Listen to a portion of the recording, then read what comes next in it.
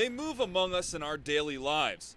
Thieves and murderers, convicted criminals finished with prison, passing us in the grocery store or running the bridge. We have no way of knowing by sight who they are, unless, that is, they've committed a sexual crime. People break in our homes and our offices, but we send our children out into the world, and we've got to have a way to track those who mean to do them harm. Attorney General Alan Wilson's office is in charge of prosecuting violators of the Sex Offender Registry. We're going to go to every length that we can legally and ethically and morally to protect our children. After their conviction, sex offenders, whether adults or minors, are required to tell their local sheriff's department twice a year where they live. Then local schools are notified, and for adults, they appear on a public online database maintained by SLED. For the most violent offenders, there are restrictions. They cannot live within 1,000 feet of schools, playgrounds, and other spaces where children are commonly located. Not only are we going to hold you accountable, but we're going to watch you. The registry is for life. For me, it's not about punishing them again. It's about ensuring the safety of kids. It always comes back to the child. But are these policies actually making us safer?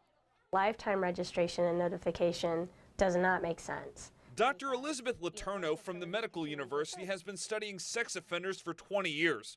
Her research shows registry and notification doesn't prevent repeat offenders. 95% of sex offenses are committed by first-time offenders who are not going to be on any registry. Studies show that sex offenders are just as likely to repeat whether they're on a list or not. It's a wash. These policies don't influence sex offender recidivism. One reason is that strangers represent only a small number of offenders. 9 out of 10 are people you know. Knowing that 2 or 3 who are caught reside in your neighborhood may seem like a good tool for keeping your family safe, but it doesn't seem to be working that way, certainly not in our extensive investigations of South Carolina data. What the data does show is that since lifetime registration went online in 1999, the number of plea bargains offered sex offenders to non-sexual crimes increased. And for juveniles, many more cases are dismissed. So what you have are kids who may actually be committing sex offenses who need treatment, and there's good treatment, who aren't going to get it, because if your case is dismissed or if you plead to a non-sex offense, you're not going to get any kind of sex offender intervention. Studies show that restricting where a sex offender lives doesn't significantly affect whether they reoffend or not, but what it can do is push them away from places where they have social support. And we know that people are less likely to reoffend in any way if they have stable jobs and stable housing. For many sex offenders, isolation can be inevitable.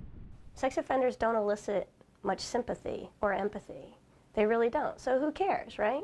Unless lawmakers change the rules, Letourneau says we're stuck with expensive and ineffective policies. But one area where the state is being progressive is hunting down sex offenders online. Criminals now, those meaning to do harm to our kids, they're coming through the internet. The Attorney General's office is expanding resources to nab hundreds of sexual predators before they act. Certainly, in my opinion, an epidemic. Letourneau agrees prevention needs more attention, as well as a more nuanced approach to handling current sex offenders. There are nearly 11,000 registered here in South Carolina.